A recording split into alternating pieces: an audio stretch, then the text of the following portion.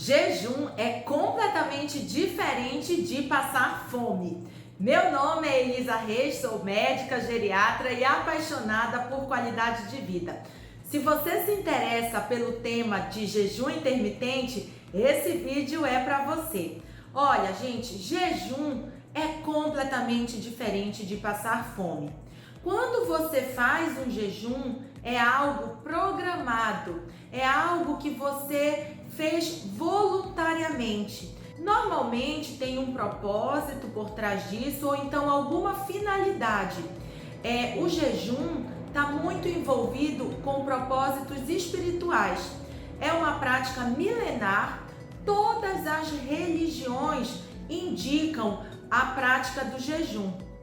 É muito diferente você se propor a ficar um período em jejum de ficar um período passando fome. É como se você fosse comparar você correr por esporte, por vontade própria ou para desenvolver uma atividade física e correr de um leão. O que eu estou querendo falar com tudo isso?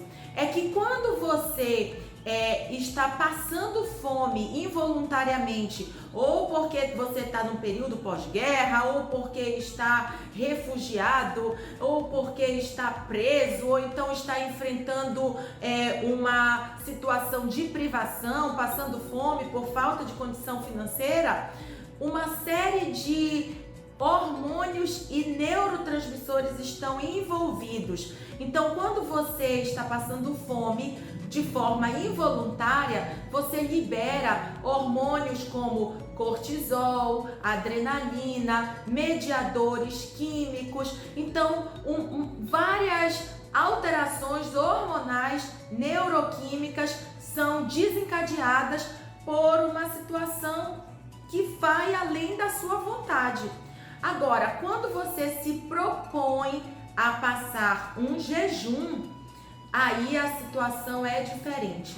O seu corpo se organiza de forma autossustentável e as células começam a passar por um processo que a gente chama de autofagia. É como se elas se comessem e começassem a gerar um modo de economia, onde substâncias que estão ali de lado começam a ser recicladas, reaproveitadas, e isso começa a gerar uma grande renovação celular. É por isso que o jejum é tão bem-vindo em doenças como diabetes tipo 2, doenças do colesterol, do triglicerídeos, algumas doenças degenerativas como doenças cardiovasculares, cerebrovasculares, esteatose hepática, uma série de doenças degenerativas como Alzheimer, Parkinson e câncer. Então, o jejum é muito bem visto nessas situações porque ele promove uma verdadeira purificação e regeneração e renovação das células. Apesar de ser uma prática milenar, o jejum ficou muito esquecido nessas últimas décadas. E tudo isso porque nós vivemos num mundo extremamente capitalista, direcionado pela mídia, onde as propagandas são todas direcionadas ao consumo.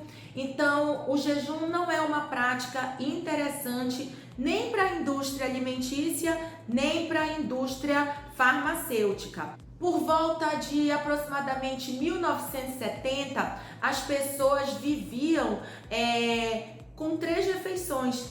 Eu lembro, sem querer denunciar a minha idade, que quando eu chegava da escola, minha mãe me chamava a atenção se eu beliscasse alguma coisa para não arruinar o meu almoço ou então o meu jantar. Então as pessoas não tinham o hábito de beliscar entre as refeições. Não existia essa política de lanche e de comer de 3 em 3 horas, que pode ter certeza, há uma grande possibilidade dessa ideia ter sido implantada nas nossas mentes justamente pela indústria alimentícia, que precisa produzir muito e precisa vender muito. Então, a partir da década de 70 é que começou essa cultura de comer de 3 em 3 horas. E não é coincidência que é justamente a partir desse período que obesidade e diabetes tipo 2 tiveram todo esse boom, justamente porque há toda essa prática de ficar toda hora comendo, toda hora beliscando. Então é comum a gente ver as pessoas fazendo 5, 6 refeições por dia. E por que é tão prejudicial ficar beliscando, ficar comendo nos intervalos? Todas as vezes que a gente ingere algum alimento, e principalmente se esse alimento for industrializado, processado, refinado, for um alimento que não é saudável e que tem baixa energia vital, todas as vezes que a gente ingere esse alimento, a gente libera glicose e muitas vezes libera insulina. Às vezes o alimento nem libera tanta glicose, mas tem um grande estímulo para liberar insulina. A insulina é um hormônio que é responsável por duas principais ações. Ela disponibiliza a glicose para dentro da célula para ser usada como energia. E como na maioria das vezes a gente come em excesso, mais do que realmente necessita comer, ela pega todo aquele excedente de calorias, todo aquele excedente de glicose e promove o armazenamento dessa energia excedente, que pode ser na forma de glicogênio, que é uma longa molécula com várias glicoses emendadas, que se armazena no fígado e também na musculatura. E só que esse armazenamento tem um teto. Quando chega aí nesse teto, toda a energia excedente é armazenada na forma de gorduras. E aí começa a acumular gordura no fígado, gordura no pneuzinho, gordura no braço. E você só consegue mobilizar essa gordura, só consegue usar essa gordura como fonte de energia quando os estoques de glicogênio são usados. Então, olha só, se você é uma pessoa que come toda hora, que fica beliscando, que seu intervalo de jejum da noite até o dia não dura nem 6 horas, e se você come até tarde, logo que acorda, mesmo sem fome, come, você não consegue esgotar as suas reservas de glicogênio. Você fica o tempo todo com as suas reservas de glicogênio ali na tampa e você vai acumulando gordura, acumulando gordura, acumulando gordura e chega naquela situação, toda aquela dificuldade de perder peso.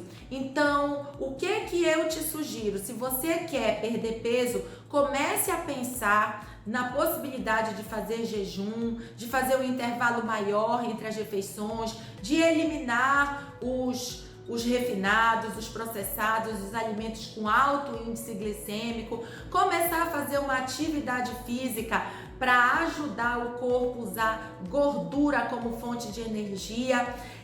Procura um médico, um profissional, um nutricionista, um profissional da saúde que possa te ajudar a te colocar num programa de jejum intermitente, que eu tenho certeza que você vai ter ótimos resultados. Quer saber mais sobre o assunto? Fica de olho nos próximos vídeos. Dê um like, deixe seus comentários e se inscreva no canal. Tchau, tchau!